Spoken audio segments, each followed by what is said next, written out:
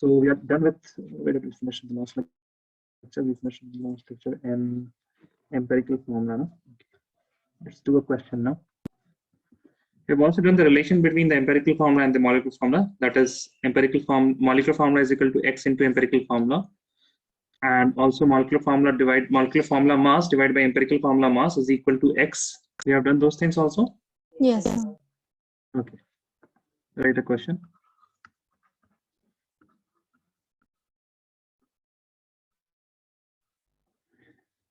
The compound contain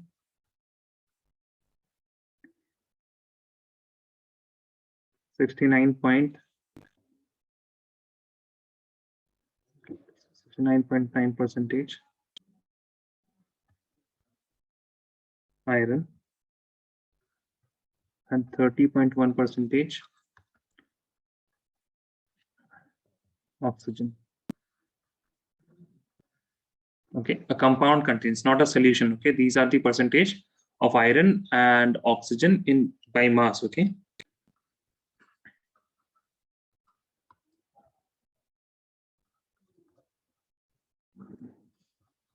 Find the empirical formula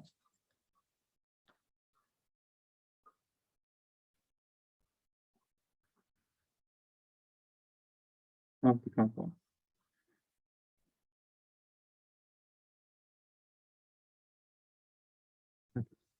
Now, in this question, you will make a table. Okay, whenever you are asked to calculate the empirical formula, then you will make a table. Before that, let us analyze these two things.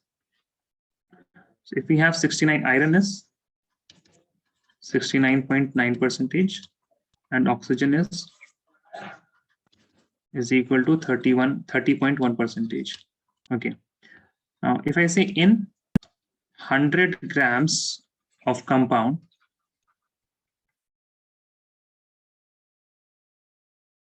mass of iron is equal to 69.9 grams. Yes, sir. Mass of oxygen is equal to 30.1 grams. Can I say this much? Yes, sir. Okay. Now, if you understand that much, then we can make the table. In the table, you will first write the element. After that, let me also draw a line here.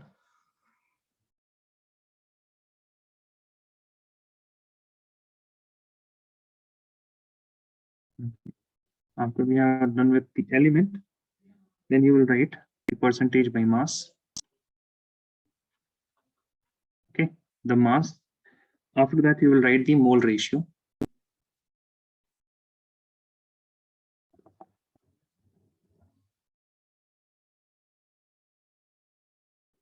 Then you will write the empirical ratio.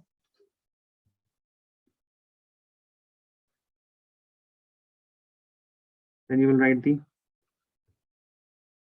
whole number ratio. And after that, you will find the empirical formula.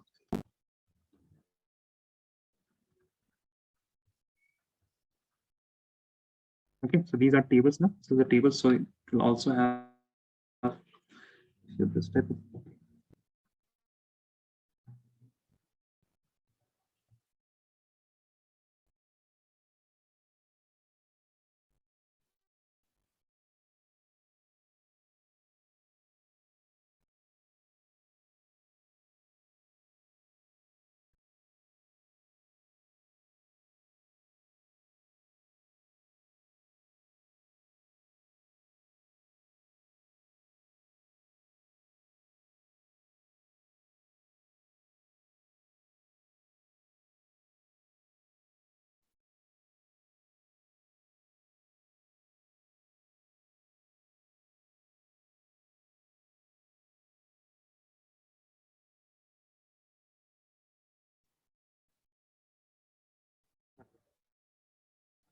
There are only two elements here. These are iron and oxygen. So what are the masses? Can you tell me the masses of oxygen and iron? For iron, it is 69.9 grams, and for oxygen, it is 30.1 grams. Yeah, very good.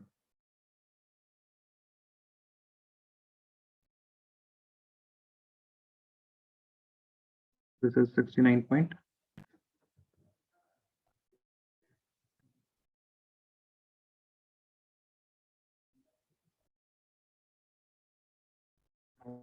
Mole ratio, what we will do, mole ratio, we will just, now whatever we are doing here, now, there is iron and oxygen. So this line here, this line, treat it as the ratio line. For example, if I write 1:2 now, so these are the signs of ratio. Instead of ratio, what we are doing, we are having this line here. Okay. So the elements are what? The elements are oxygen, and then we have iron. And between those ratio, we are writing the percentage. So this percentage is also kind of a ratio. And then we will write the mole ratio. Then that means we will calculate the number of moles in 69.9 grams of iron and 30.1 gram of oxygen. And we will write the ratio in the sense this divided by this divided by this divided by this. Okay. So can you imagine it like that, Samaira, as ratios? Yes, Samaira? Yes, sir. Kind of? Okay, fine. So for mole ratio, what you will do, you will find the number of moles of this one. So this is 69.9 divided by the molar mass of iron is 56. We'll calculate this much. Then this is 30.1. So 30.1 will be divided by what? 16, right? Yes, sir. Then you will get this. So the first thing that is do, we divide by molar mass. Whatever is in the mass, we divide that by molar mass. Now for 69.9, if you divide this, you will get this something around 1.24, right? Can you please divide that? It will be approximately 1.24. And if you divide 30.1 divided by 16, this will be approximately 1.88.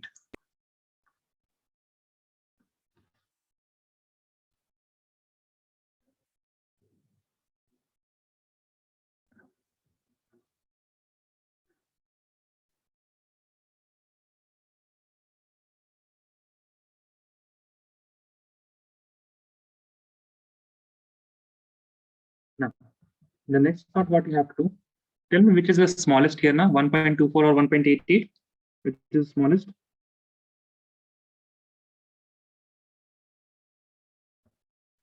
Yes, Samira, is 1.24 small? 1.24 is small, no? So you will divide both of these numbers by 1.24.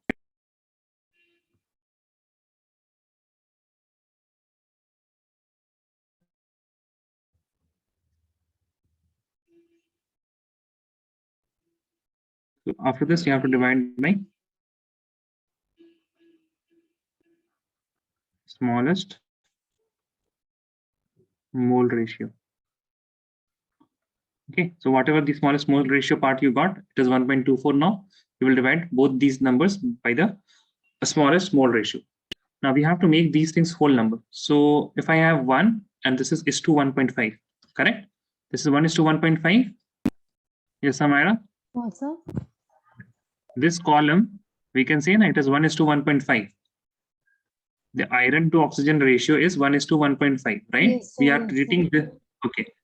Now, if I want to make this whole number, I should multiply 2 to 1. This will make it 2, and 1.5 to 2 multiplied by 2. This will make it 3, right? So this will be 2 into 3.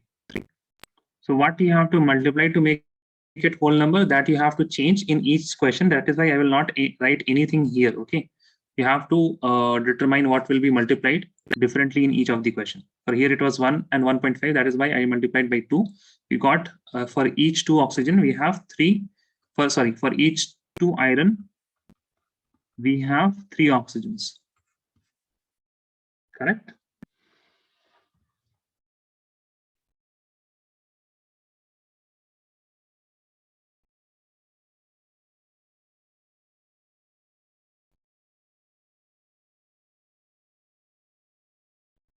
We have calculated the empirical.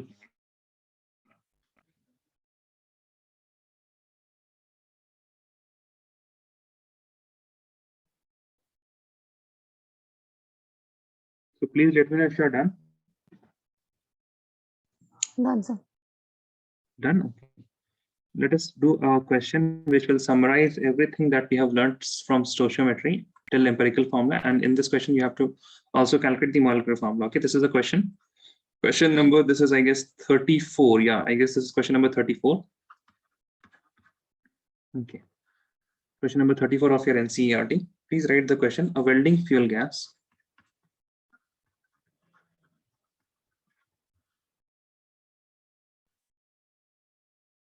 contains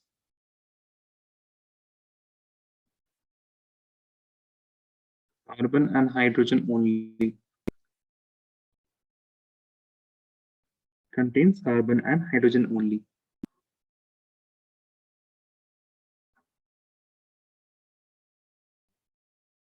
Burning of a small sample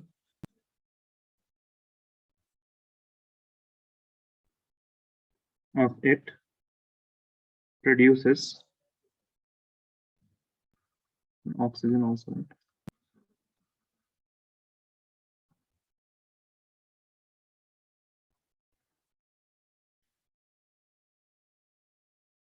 .38 grams of carbon dioxide. Can you please check this? What is it? 3.38 or 3.34 in the NCERT? Question number 34. It's 3.38 only, sir. 38 only. Okay. 3.38 grams of carbon dioxide. And this is 0.69, I remember. 0.69 gram of H2O, no? Yes, sir. Okay. Next is 10 liters of this sample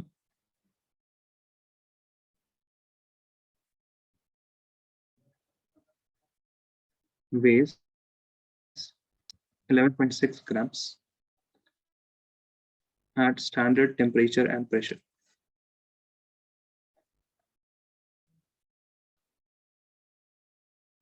Determine the empirical formula and molecular formula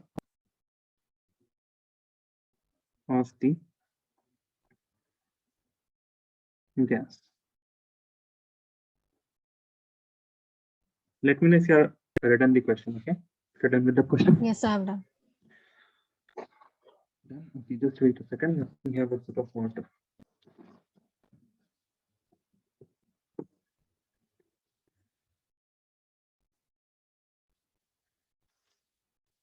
Okay.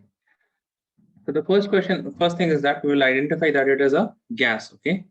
First thing is that we will identify that the fuel is a gas which contains carbon and hydrogen only, and we burnt a small sample of it in oxygen, and it produces carbon dioxide and water. Evidently, if you have something, if you have carbon and hydrogen, and you burn it, you will get carbon dioxide and water. Okay, so we will solve this step by step. So let us say carbon, it has only carbon. So we'll start with carbon plus O2. This will give me CO2, right? This will give me CO2. This is the form, this is the reaction which would be happening in the when it is burning in oxygen, right? Yes, sir. Okay. Now this is stoichiometry. We have 3.38 grams of CO2 now. What we will do, first of all, we calculate the number of moles. So number of moles of CO2. Then we will do the need statement, because we need how much carbon do we need to form 3.38 grams of CO2. We have to calculate that, and that much carbon is present in the sample which is burnt. The carbon required to form 3.38 grams of carbon dioxide is the carbon in the sample which is burnt. Right, sorry, right, Samaira? Yes, sir. Okay, so number of moles of carbon dioxide is equal to the given mass divided by the molar mass, which is equal to 3. Sorry for that.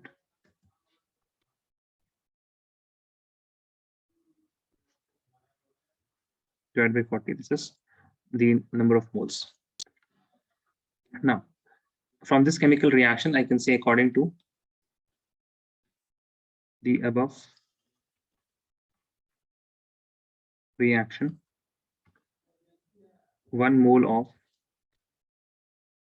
CO2 needs 1 mole of carbon, right?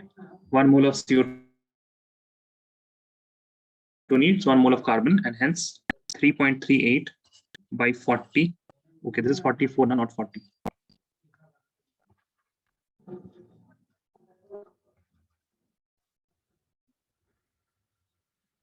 It's 3.38 divided by 44 mole of carbon. Correct, Samaira? Yes, sir. Okay. Now, after the 3.38 mole of CO2 needs 3.38 mole of carbon dioxide. Now we can calculate the mass of this carbon dioxide, right? So mass of 3.38 divided by 44 mole of carbon is equal to number of moles into the molar mass of carbon. So the number of moles is equal to how much? Number of moles is equal to 3.38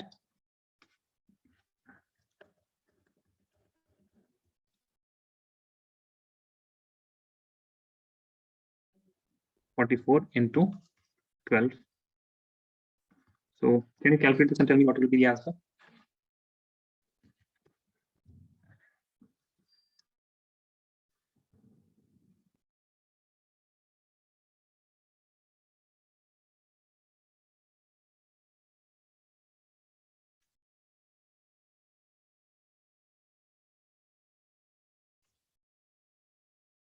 It will be around 0.9218 grams.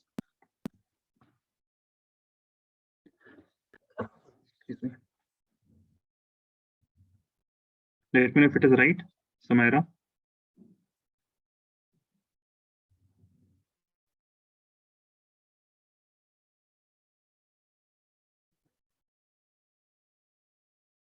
Yes, Samaira.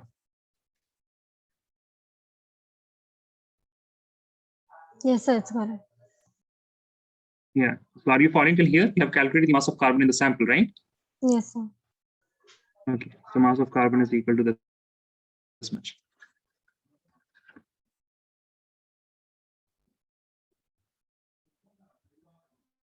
Okay. Next, we will do the same thing with H2O also. We will do the same thing with H2O also. So we'll write first of all number of moles of H2O is equal to 0.69 divided by 18. This is the number of moles of H2O.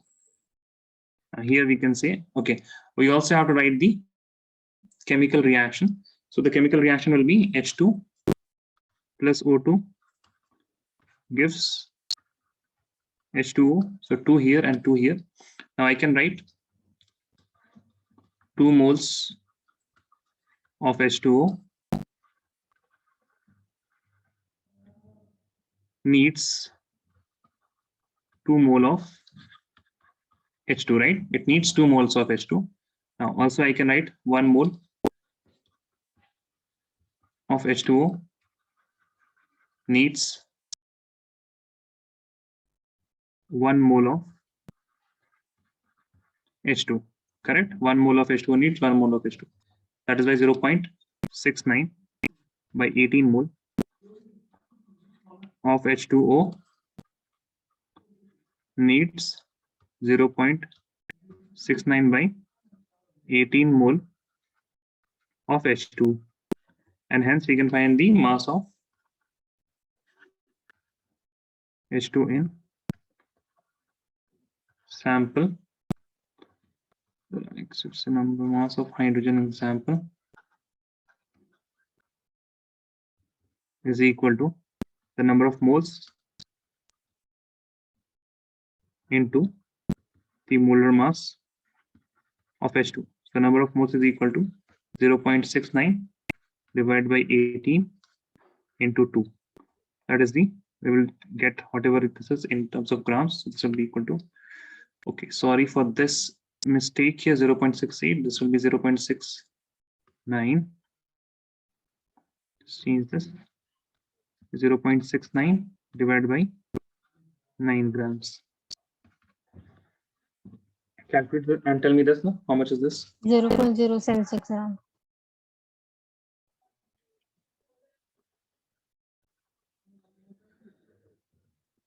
0.076 grams. Okay. So this is the mass of hydrogen in sample.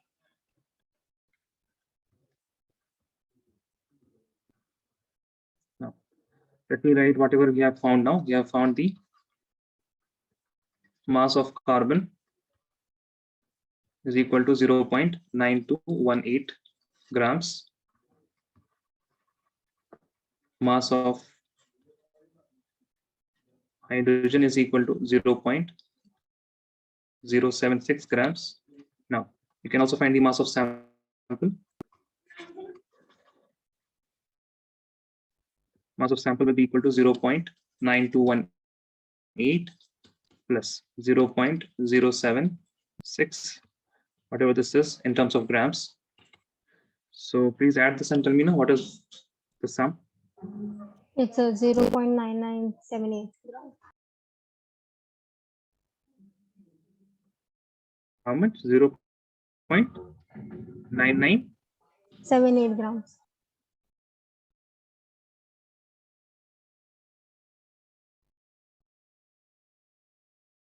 8 grams. To do one thing now, this will be, I guess this is recurring. It is recurring, so it will be 6666 now. 0.7666, right? Yes, sir. Okay, so do one thing, add a 6 here also, because then it will be same amount of digits after the decimal. So add this now.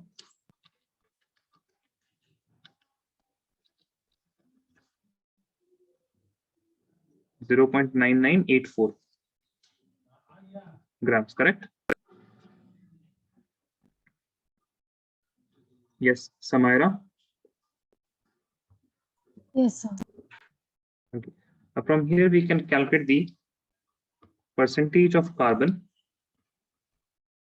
The percentage of carbon will be equal to 0.9218 grams divided by the total mass of sample, that is equal to 0.9984 grams. Okay, and we can also calculate the percentage of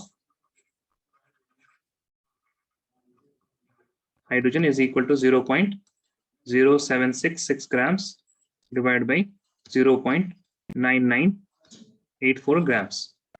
So if you calculate these two,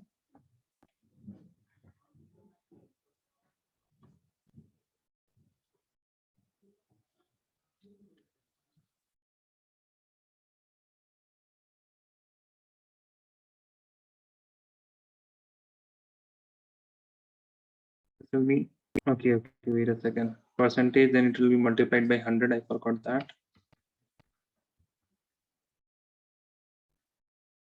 So this will be around 92.3 percentage.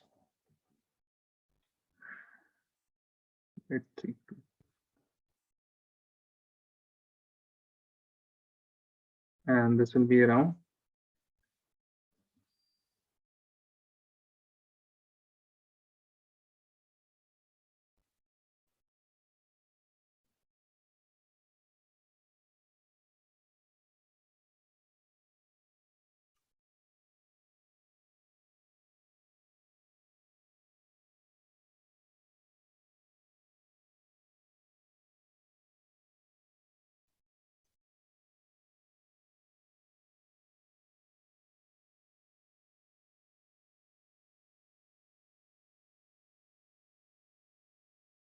100. Samaira. Yes, sir. What is happening? Is everything fine, Samaira? Yes, sir. Okay. Okay, so you have the percentage masses, right? You have the percentage masses of two elements, carbon and hydrogen. Can you calculate the empirical formula now? Yes, Samara, can you calculate the empirical formula now? Yes, sir. Okay, so please start. Okay, it's not that I won't draw it. I will also write this thing.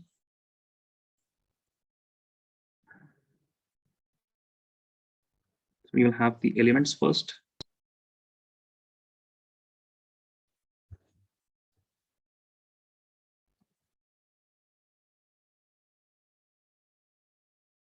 Their masses.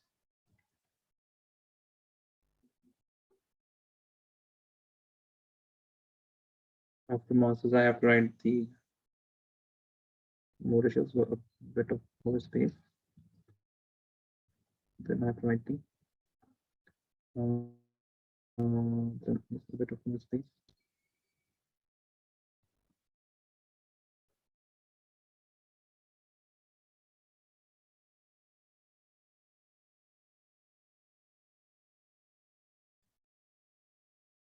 Have the elements here.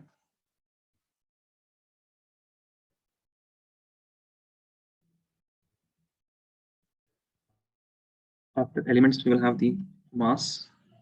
After mass, the mole ratio. After mole ratio, what do we have, Samaira? After mole ratio? Empirical ratio. Very good.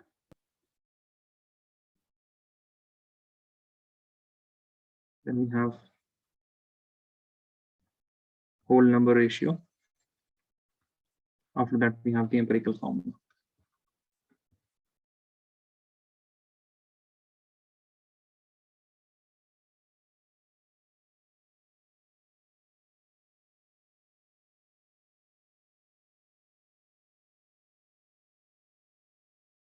We have two things here. We have carbon. We have hydrogen.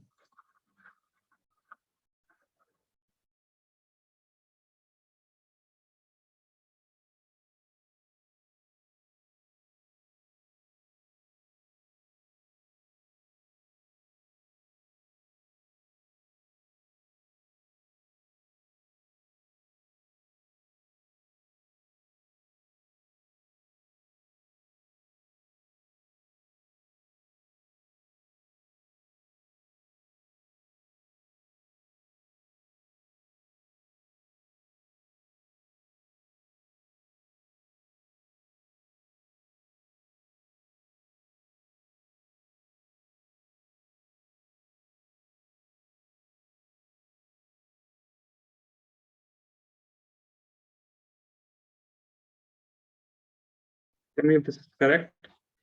Both will be approximately 7.68.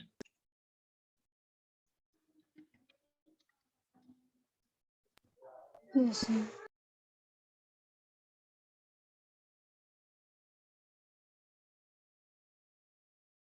If you will take the exact mass of 12, exact mass of carbon now, which is more than 12, which is approximately the exact mass of carbon is equal to 12.011. So that will give you more correct answer. But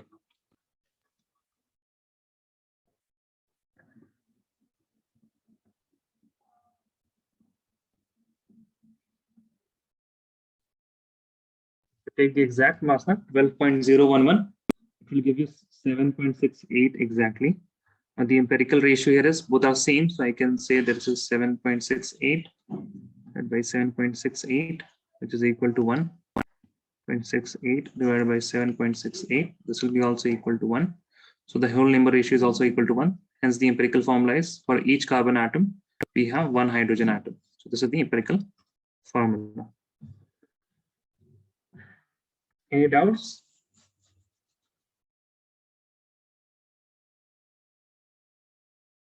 Samaira? No, sir. You got same answers, no? Are you still calculating? No, got some, sir. Okay. Now, can you calculate what will be the empirical form? Okay, for empirical formula,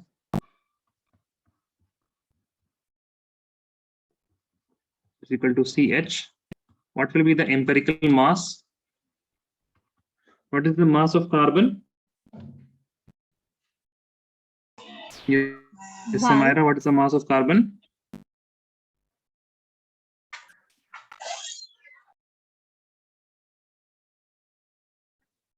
Yes, Samaira, what is the mass of carbon? 12 plus 1, 13. Okay, this is the empirical mass, 13 grams per mole or something, you can write 13. Now, you have to calculate the molar mass. You have to calculate the molar mass. We will use the information which is given 10 liters. of gas weighs how many grams?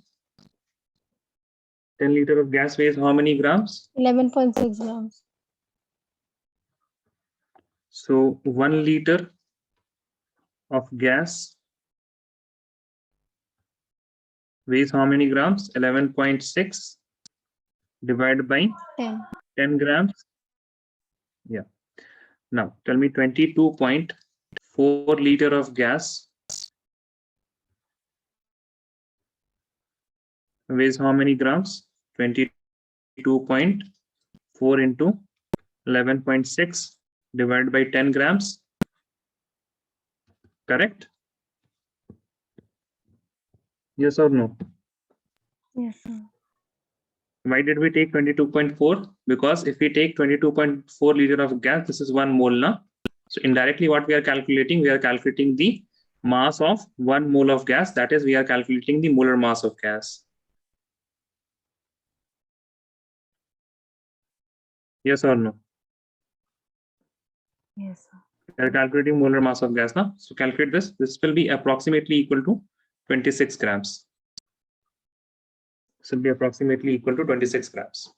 So we have got the molar mass also, that is molecular mass of the gas. We have also got the empirical mass of the gas, right? So now we can say the X is equal to the molar mass divided by the empirical mass. So X is equal to how much? 26 grams divided by 13 grams. This will be equal to 2. So X is equal to 2, right? Now when X is equal to 2, the molecular formula is equal to X into empirical formula. What is the X? Samaira, what is the X? 2. What is the empirical formula? CH. CH. So what will be the molecular formula? C2. No. C2 H2. H2. So this is ethine. Okay. There is carbon here. Then there is another carbon here. And these are making. This is ethine. Eth for 2 carbons, ine for triple bond. Have you written all the previous parts? Do Yes. I need to scroll up? No, sir. Okay, you have written everything. Okay. So please take a few minutes and read the complete answer. Now, how many pages did it take? This question took how many pages? Yes, Samaira? 2.5. 2.5.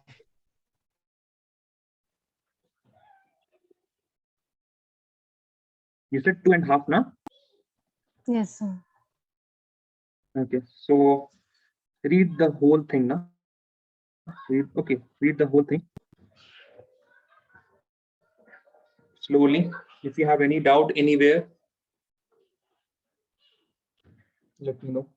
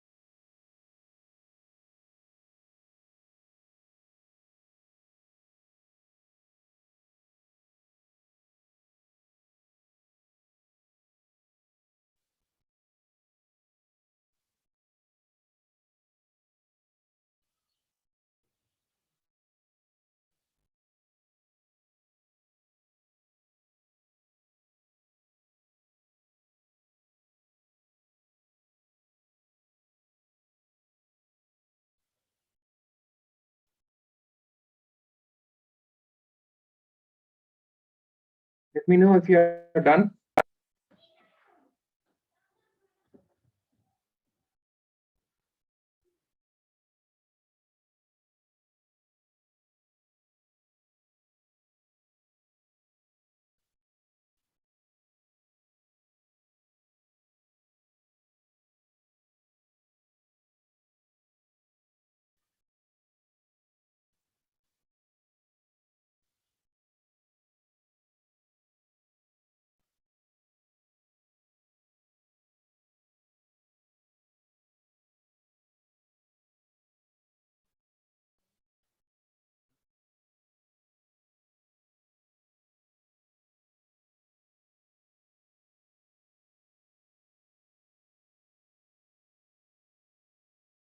Yes, Samira, done reading? No, sir, doing it. Okay.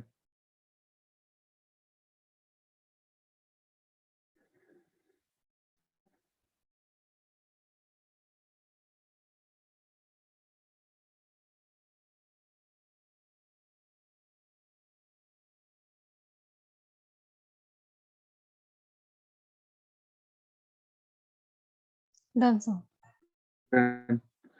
So you understand each and every part? Yes, sir. Did you ever imagine in class 10 that you will have a problem that will take 2.5 pages?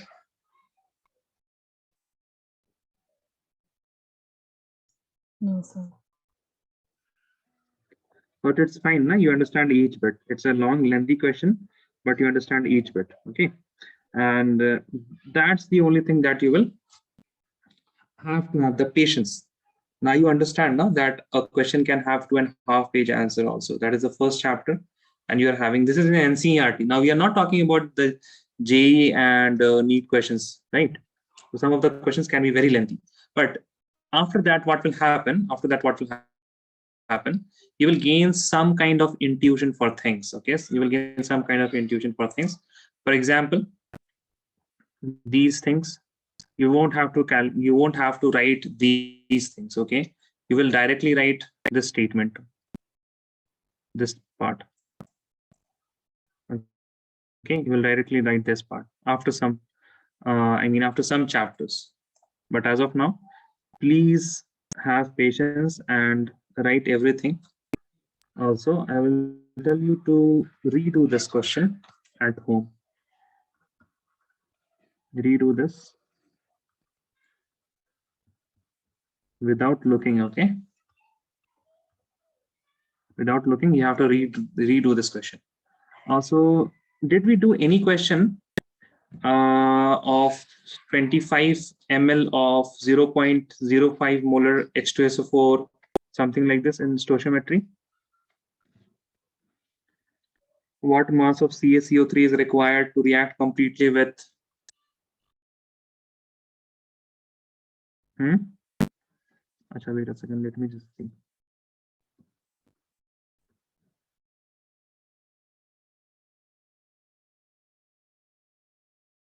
Yeah, we have done this question. Okay, fine. So you will also redo this question.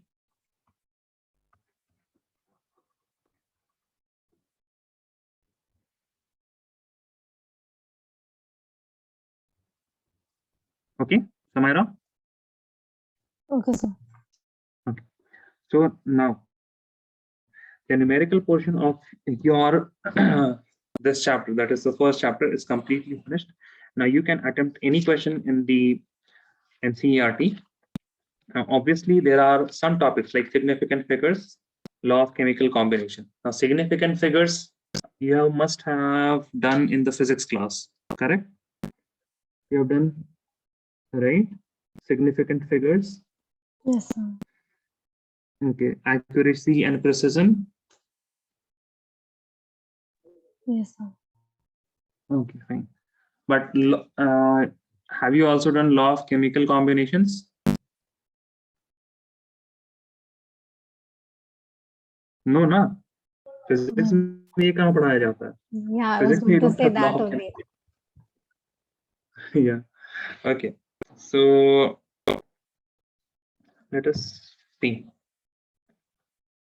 Let me start asking. Now we will try to learn law of chemical combination, but I usually I mean, ask student this. Is there any fascinating event that you can think of right now?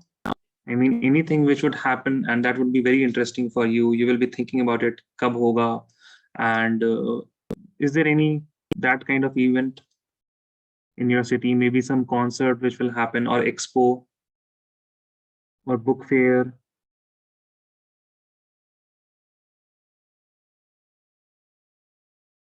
No events, Sumaira? Maybe no, sir. Maybe no, not recently, but just think about it. Like, is there any event that will fascinate you? What should happen? I mean, is there anything that you look in the internet and see, oh, this is happening in that city, it should have happened here, then I would have went? Anything like that? No. No, sir. No. Okay, so you don't have any favorite bands and all? No, sir. Okay. So you don't have any interest or what? You don't have any hobby, any interest?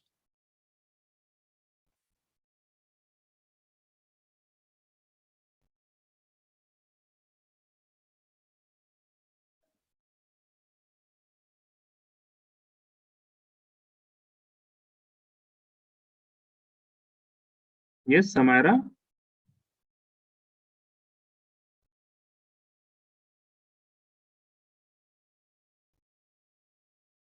If you will be just silent like this, then how will I understand?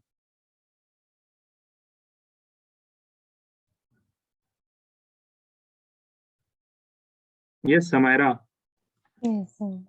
you are on mute. Okay, no interest.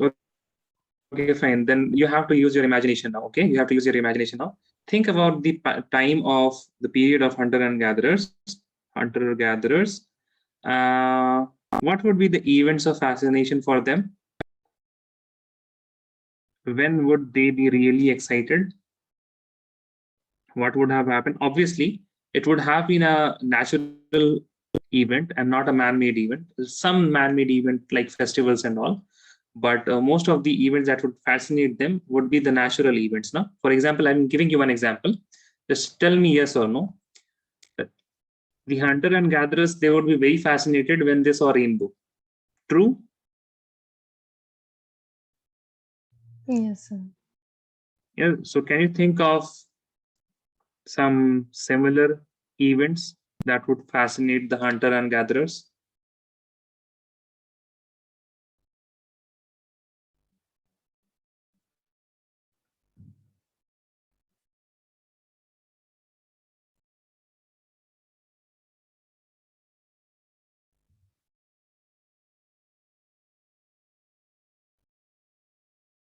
Think about it.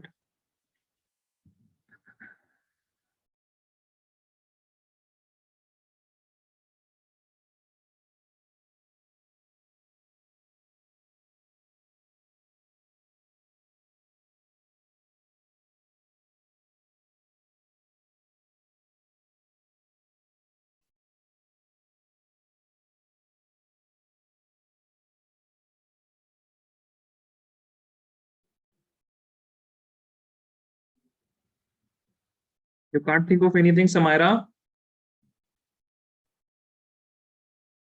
No, sir. What about lightning and thunderstorms? That would also fascinate them. No? Yes, sir. What about lightning that burnt a complete tree? Yes, sir.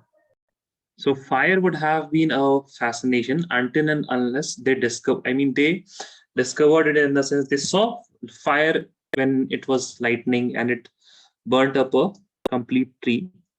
And then imagine the first time a person he hit two stones and then it made fire. Correct. Now that fire was a very fascinating thing, or burning was a fascinating phenomena that the hunter and gatherers, they all were very interested in. And also the modern chemistry that we have comes from the philosophy of alchemy. Now, alchemy is this philosophy of changing substances. Now, when substance change and someone applies some thought on it, like what kind of substance is changing to what kind of substance, that is philosophy. The philosophy of alchemy. Okay, philosophy of alchemy. They said that if there is anything which can be burnt, if there is anything which can be burnt or which can catch fire, for example, we have this wood log. Okay, this is wood log, and this can catch fire, and this can also burn. Okay, so what the alchemists, they said that anything which can catch fire, don't write anything. Okay, if it catch fires,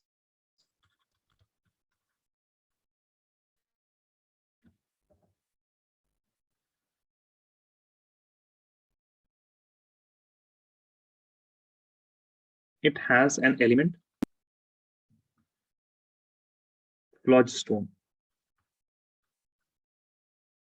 Phlogiston. Okay, it has an element, phlogiston, phlogiston or phlogiston. When burnt,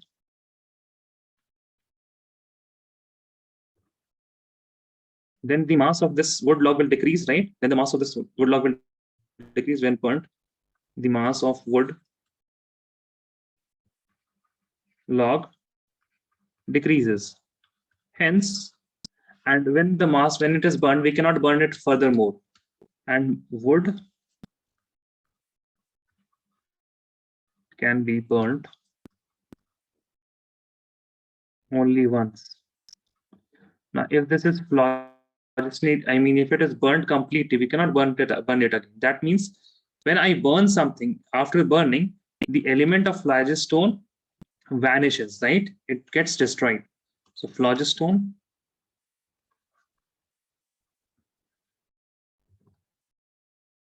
gets destroyed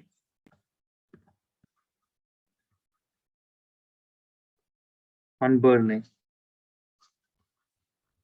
Okay, so this was the concept of alchemy. This was the concept of alchemy. Any doubt here? Do you understand what things were happening, Yes, sir. Understood. Samira? Okay. Yes, sir. Now, then came a French guy whose name was Antoine. I guess it is one N here. Antoine Lavoisier. I want you to look up for something. Just Google Lavoisier net worth. Just Google this and tell me now what is his net worth.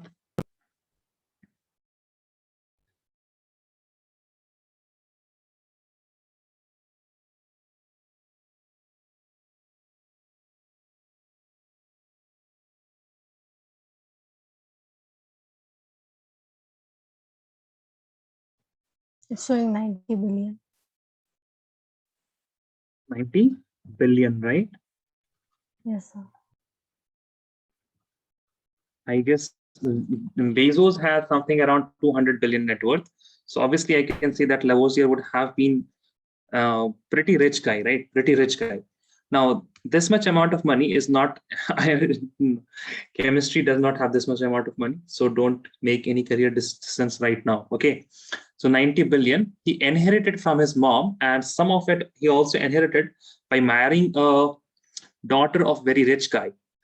His father-in-law used to work in the French government, and he used to collect taxes. Now, anyone who is collecting taxes, you can understand that they will get a lot of bribes. And if they are getting a lot of bribes, because if you won't tax someone, then they will give you half of the tax money, right? And then you take, okay, fine, he has given the tax. So bribe money is very frequent in the taxation departments and all. Okay. So also at that time in the French government, you cannot even check who is given tax very properly. Okay, this is the times of 1800s.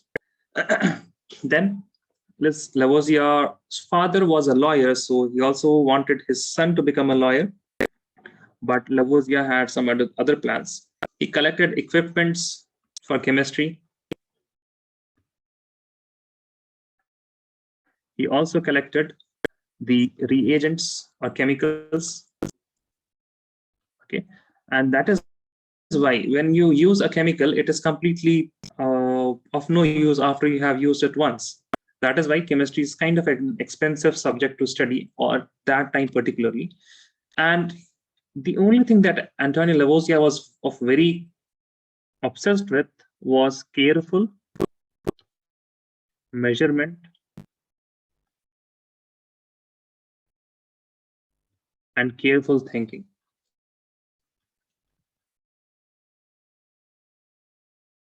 Careful thinking. So I was thinking that this is one kind of change which is happening, right? This is one kind of change which is happening, and only this burning is decreasing the mass of the wood log decreases, or the mass decreases. If I burn something, then the mass decreases. But if water is boiling, or if I collect those boiled waters, then the mass doesn't decrease, right? Then the mass doesn't decrease. Even if something changes from A to B, the mass doesn't change. For example, if I have water and I convert this to ice, then the mass doesn't change. And let us say if I have to make tea, I added water, sugar, milk, and made tea, then this tea would be approximately of the same mass of the starting materials. So he was interested why the mass of this burning things, when we burn something, the mass changes. So he devised an experiment. In the experiment, what he did, he was burning the wood log. Okay, he was burning the wood log. This wood log is obviously in fire, but he did this in a closed vessel. In a closed vessel.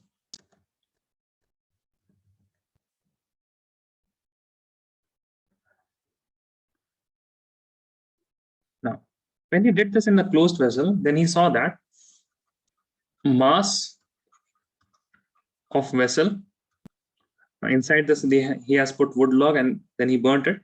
Mass of vessel before burning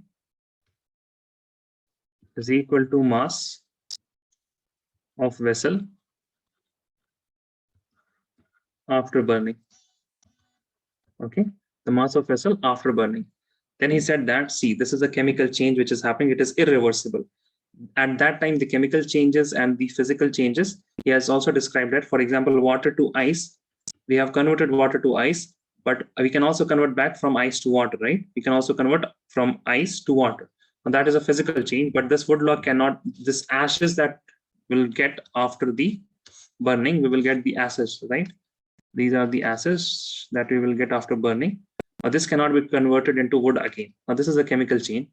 So he said that. Now, what do you think from this experiment?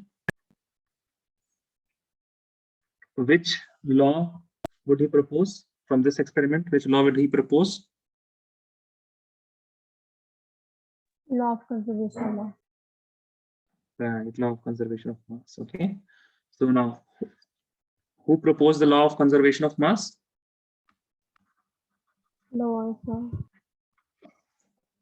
Lavoisier. Is a French. Lavoisier, not Lavoisier. It's Lavoisier. Law of chemical combination, and this is law of conservation of mass first. Directly. Law of conservation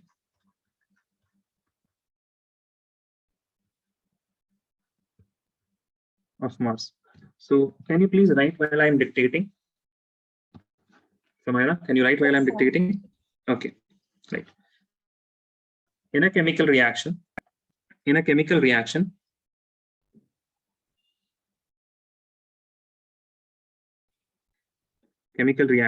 the total mass of the reactant, in a chemical reaction, the total mass of the reactant,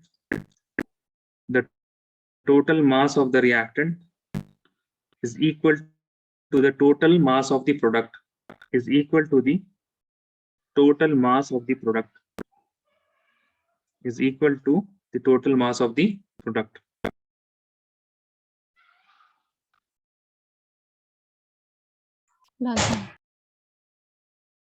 Great. That means also write the next point. Write the next point. Matter cannot be created or destroyed. Matter cannot be created or destroyed. Matter cannot be created or destroyed. Cannot be created or destroyed in a chemical reaction. In a chemical reaction. In a chemical reaction.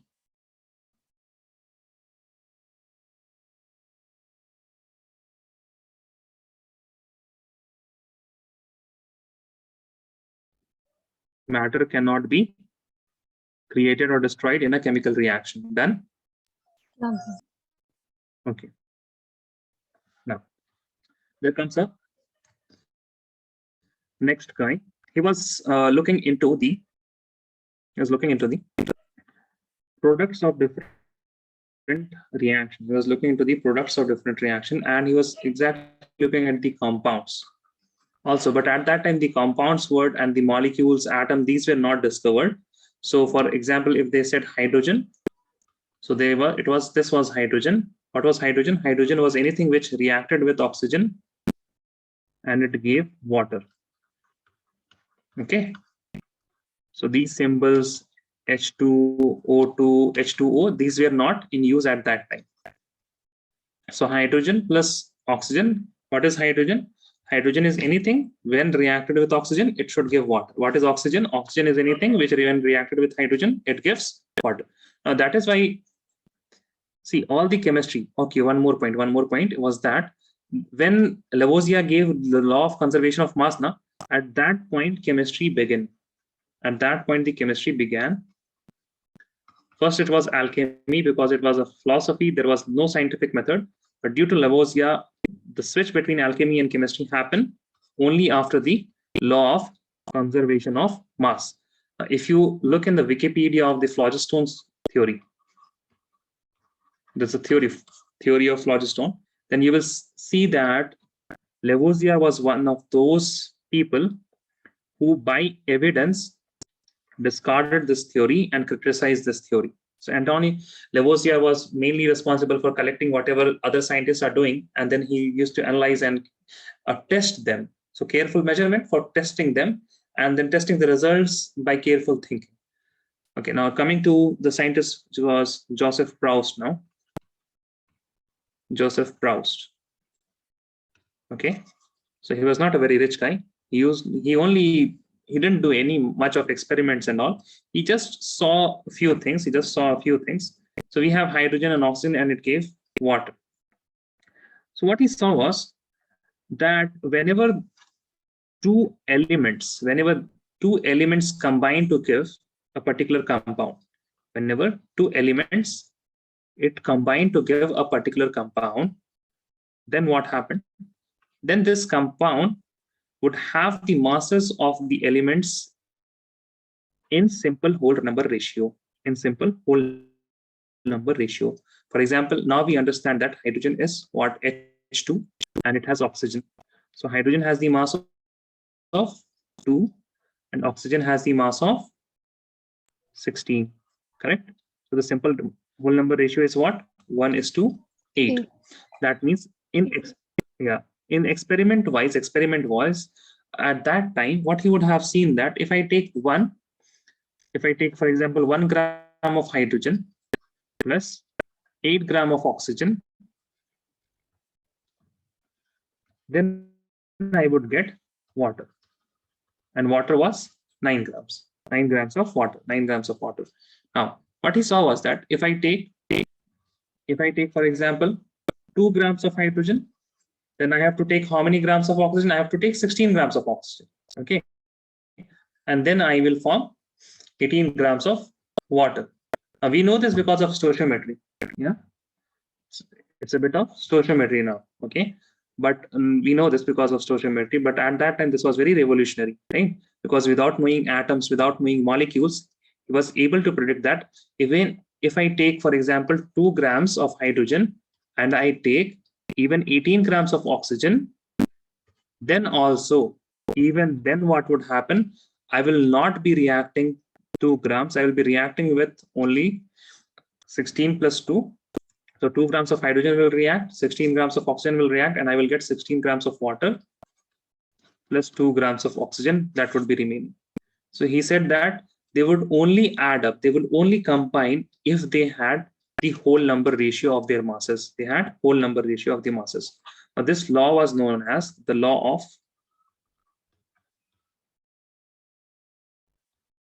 definite composition.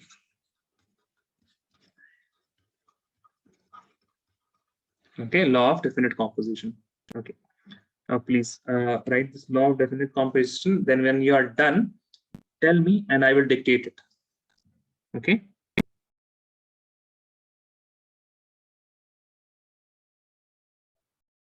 Done, sir. Okay. Right. A chemical compound always consists. A chemical compound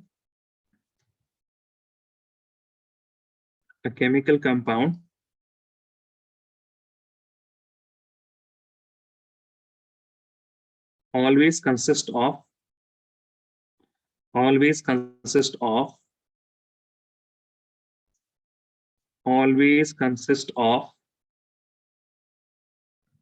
same element, always consists of same element,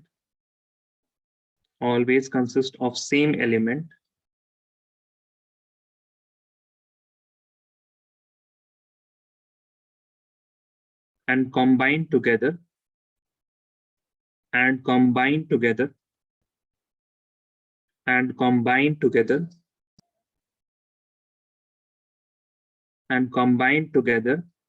in a fixed ratio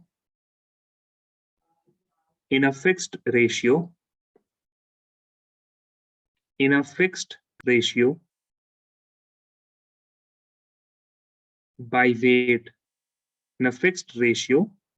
weight, in a fixed ratio by weight. Done, sir. Okay, great. Now, then comes, so this Joseph Proust was also French. Now comes an English scientist that is from England, John Dalton. This is not a scientist, rather he's a school teacher. John Dalton, okay, he's a school teacher. And he saw that, see, it's not always that when two elements combine, for example, we have carbon and we have oxygen, when these two combines, these two can combine in two forms. It can form carbon dioxide and it can also form carbon monoxide.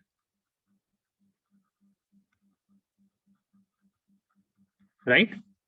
It can form carbon dioxide and it can also form carbon monoxide. Now, when it is carbon dioxide, CO2. When it is carbon monoxide, it is CO.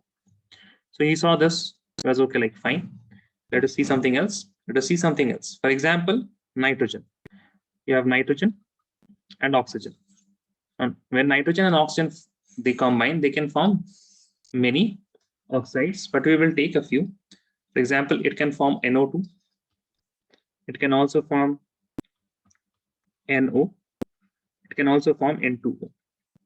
Okay, it can also form N2O. Now, here if I take what is the mass of carbon, it is 12, and what is the mass of oxygen, it is 32. Here the mass of carbon is 12, and here it is 16. I was like, okay, fine, let us see it. Nitrogen, the mass here is how much? The nitrogen's mass is 14. Here it is 32. Oxygen mass is 32. Here it is 14, and here the mass is, how much is the mass for oxygen here? 16. Now here it is 28, and here it is still 16. It's like, okay, fine, let us do something. Let me half this term. We can half this, so this will be what? 14:8. Okay, this is 14:8. We can write 28:16 as 14:8 also, right? Samaira, any problem if I write this as 14:8? No, sir. No problem, right? I'm writing 28:16 as 14:8. Yes, The sir. ratio. No problem, no? Okay. So, see. Now he was like, okay, John Dalton said that, okay, see, what is happening is, this is carbon is 12. Here carbon is also 12. Okay. And nitrogen is 14. Here nitrogen is 14. And here nitrogen is 14. That means if I keep the mass of one of the element fixed, now we are looking at those elements, two elements which can form more than two or more than two compounds. Elements which can combine, and when combined, they can form two or more than two compounds. Then if I keep the mass of one of the element fixed, then the masses of the other elements, and here it is O2, they will bear a simple whole number ratio. For example, if I take this O2 and if I take this here, so this is 32, this is 16, so this is 32 by 16, which is equal to 2:1. Okay. Now here, if I take oxygen, it is 32, it is 16, and it is 8. That means it is 32, 16, and 8, right? That means if I have 14 gram of nitrogen and I have 32 grams of oxygen, that means I'm having this NO2. If I have 16 grams of oxygen, then that means it is NO. And if I have 8 grams of oxygen, that means it is N2O. Okay, so he observed that if I fix the mass of one of the elements, then the mass of the other element should be in simple whole number ratio, or they should be having some multiples. They should be having some multiples. It means that if there is an element NO2, if there is an element NO2 and there can be an element NO, then its mass, let me give you an example like this. If there is an oxide, if there are two compounds, A and B, okay, now it makes compound 1 and compound 2. Compound 1 and compound 2. Now in this, the mass of A is equal to, let us say, it is 10, and mass of A is 10. Mass of B is here, let us say, mass of B here is 7. Okay. Now if I keep the mass in compound 2 of A is also 10, the mass of B should be equal to some number, some whole number x into 7. That means it can be 7 multiple, but it can never be 6 or 4 or 3. It can only be either 7, 14, or 21 or 28. Do you get it? Yes, sir. Now, do you think this was kind of revolutionary, na? That you are predicting you are saying without even having the element, you are saying, and you are predicting the mass of the other element, right? You have only this compound and you have the mass of A here, mass of B here, but you can tell a few prediction about, you can predict a few things about the second compound that these two elements can make, right? Second compound that these two elements can make. Now, this is what science is. It is to make predictable, okay, not predictable, it has to be falsifiable prediction. Make falsifiable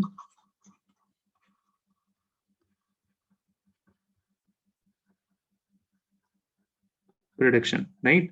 So Dalton was saying that the mass of B would be either 7, 14, 21, or 28, right? Now, when the compound 2 is discovered, then what would happen? Compound 2 is when discovered, and its mass, if it is found to be 6, that means we can eliminate Dalton's theory, right? That means we can eliminate what Dalton proposed. But it was finally found that it is right, that it would have either 7 or 14 or 21 or 28. Okay, it would have these of the masses, nothing other than the multiple of 7. Now this law was known as law of multiple proportions.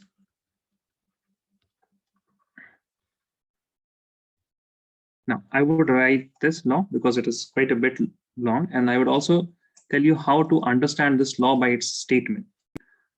You have understood this law, right? We have not written the statement, but we understand what this law is. Yes, sir. And how it, yeah, okay. So now write the statement also. Law of multiple proportions. When two elements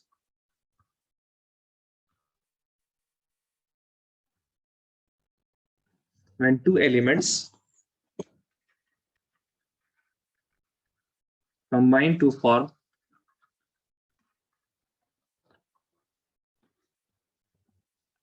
two or more than two compounds,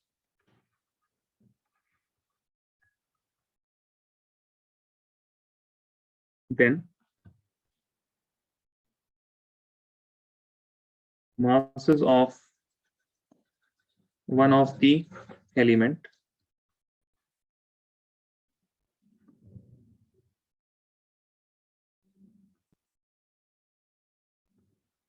combines with fixed mass of another element in simple whole number ratio. In simple whole number ratio. So when two elements, imagine now carbon and oxygen. When two elements, carbon and oxygen, combine to form two or more than two compounds, then two elements, carbon and oxygen, combine to form two compounds, carbon monoxide, carbon dioxide. Two elements, carbon and oxygen, combine to form carbon dioxide and carbon monoxide, and carbon dioxide. Then masses of one of the element combines with the fixed mass of another element. What is the one element of oxygen combines with fixed mass of another element? Fixed masses of carbon, and the masses of oxygen will be having simple whole number ratio. You will understand it like this. Two elements. There's two elements, carbon, oxygen, combine to form two compounds. These compounds are carbon monoxide, carbon dioxide. Then the masses of one of the element. What is one of the element? It is oxygen. Okay, oxygen's mass combines with fixed mass of another element, which is this another element. This another element is, let me choose some other color here. Okay. This is carbon. This carbon is 12 fixed mass. This carbon is 12 fixed mass. Now, if this oxygen is how much? This oxygen is 16. This O2 will be 32. This is the prediction. When two elements combine to form two or more than two compounds, then the masses of one of the element combines with the fixed mass of another element in simple whole number ratio.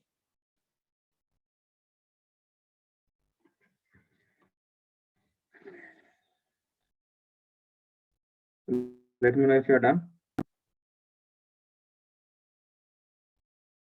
Done, sir.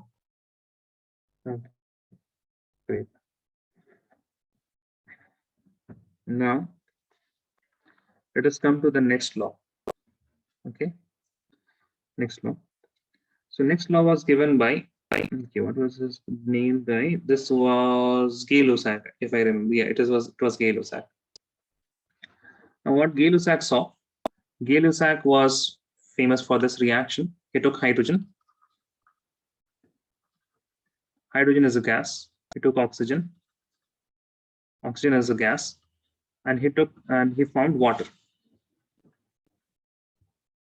Please remember, there is no H2, there is no O2 at that time. There was hydrogen and there was oxygen. They combined, and when they combined, they formed water. And obviously, when it is a gas, he took the 100 ml and not the mass. Okay, and he was saying that, let us see, if the Lavoisier gave the conservation of mass, we can also give the conservation of volume for the gases.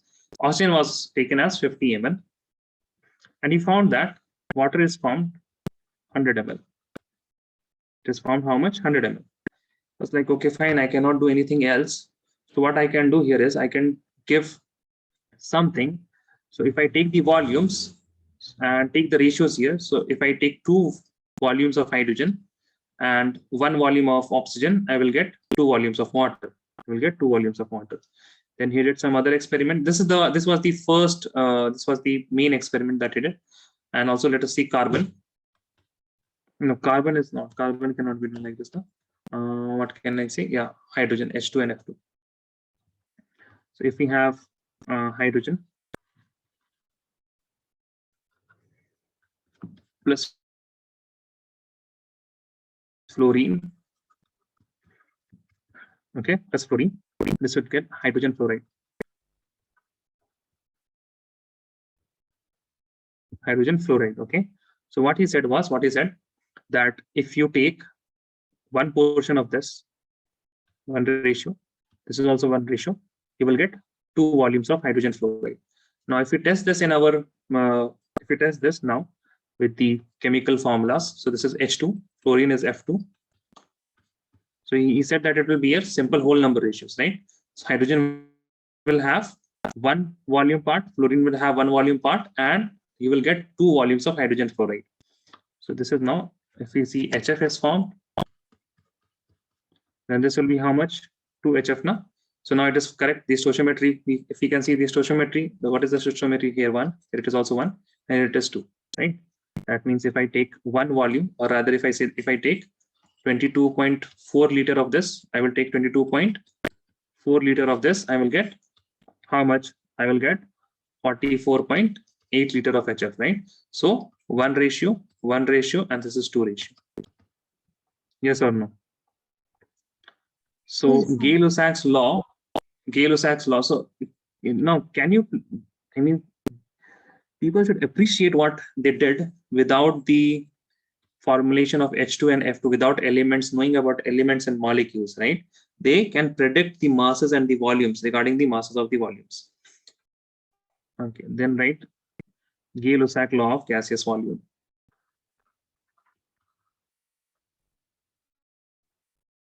This is also French. Gay-Lussac law of gaseous volume. So his law stated that when gases combine or are formed, when gas are combined or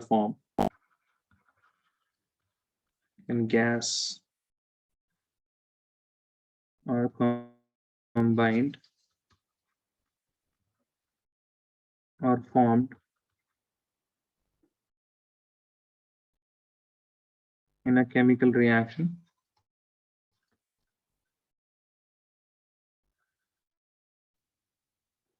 they do so in a simple ratio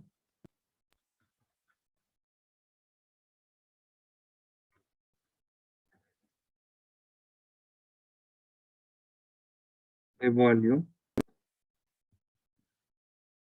at same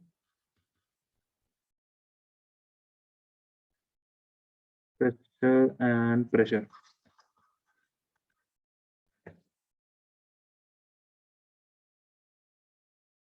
At same temperature and pressure.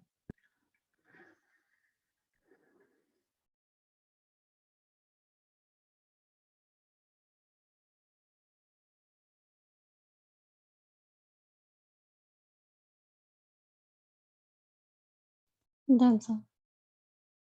Done? No. The next law we have already seen, and let me give the guy's name. His name is Lorenzo Romano. Lorenzo Romano Amedeo Carlo Avogadro di Carreta.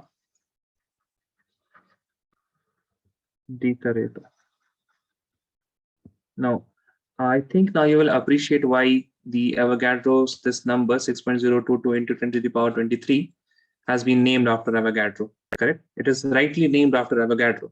It was not invented by Avogadro. It was not even discovered by Avogadro, but it is named after Avogadro. I hope now you understand the reason. Yes, Samira? Yes, sir.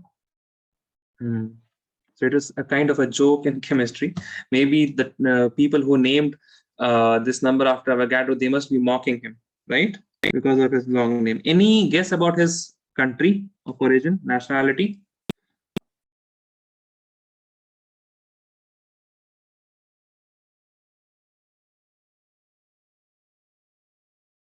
Any idea? Any guess? Take a guess, make a guess. For example, I will tell you a few things. If there is a scientist whose name ends with V, okay, if its name ends with EV, means most importantly EV, OV also. If it ends with V, for example, Krov, Eve, Krov, like this, then this is Russian. Okay, and if his name has Louis somewhere, then this will be French. Okay, it is French. And please remember, if it has something like Romano or Carlo, if it has a lots of O, if there are more, very much O's, lots of O, then it will be from Italy. Okay, so Avogadro is from Italy. Now, Italy at that time was not very much known for scientific discoveries. The most important places were the France and England, Europe. In Europe also, please remember that in America also, not much was done. America flourished only after the world wars. America plus US, it flourished only after the world wars. And before that, Europe and most importantly, French scientists, they had, and also the Russians. Russians were also very good. Russians were also very good. Okay. So France, Russia, and England, most of the contributors are from these three countries. In chemistry, there is only one. Now, Australia and New Zealand are also English-speaking countries, but Rutherford is the only one in chemistry who has a kind of notable name, Rutherford. No one else from New Zealand and Australian side. So he is from Italy, and we have already seen what Avogadro said in our molar volume. He said that equal volume of gases at same temperature should contain equal number of molecules, right? So write this Avogadro law.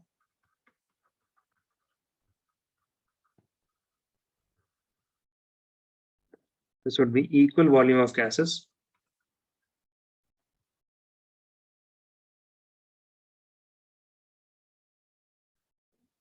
at the same temperature.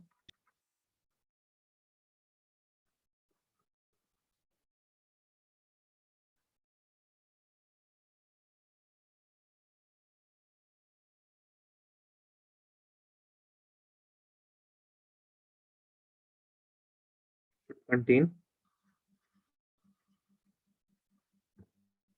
equal number of molecules. Now, at this point, as you can see that this is the first time that we have seen this word molecule in the laws, right? Now, Avogadro was the one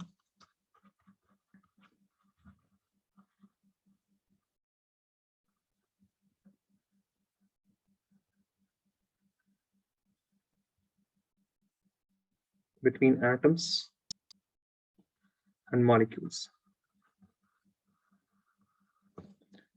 Atoms and molecules, and he was also the one who said that, for example, hydrogen is not one atom, it is two atoms of hydrogens. Okay, there are two atoms of hydrogen. This thing was not accepted by Dalton. Even when he died, he used to think that no, hydrogen is one thing. And see, whatever chemistry was present, it was only due to the reactions. So he never understood. He used to think that the atoms of same element can never combine. Chemical reaction, it only happens with different elements, right? If we have atoms of the same element, then it cannot combine. So his question was that if there are two atoms of hydrogen, how did it came into being? You are saying that hydrogen and hydrogen, they reacted with each other? No, they cannot react with each other, right? Water and water cannot react. So he was having that mindset that if we understand it like this, can water react with water? No. Similarly, hydrogen cannot react with hydrogen, and it cannot form a molecule consisting of two hydrogens. Okay, according to Dalton. But later on, Avogadro and different scientists, they proved that hydrogen consists of two atoms. Okay. So just let me know if you're done with this one. Done, sir. Okay. Fine. So your chapter is over. Now, what I have seen is that if I have a less number of students in the class, then the topic gets completed very fastly. It is mostly because I have to just wait for one student to write. If I have, for example, more students, then I have to wait for everyone, and that consumes the time. And maybe if I have 6 students and one student is not listening and I've explained the topic, then he will say, sir, can you please? So I've thought that I will complete at 8:30, but it is 8 now. Yes, so only Yes, 1 minute Samara? left. Okay, only 1 minute left. Yeah, but everything is done in the chapter. What I will do now is ask you to try to complete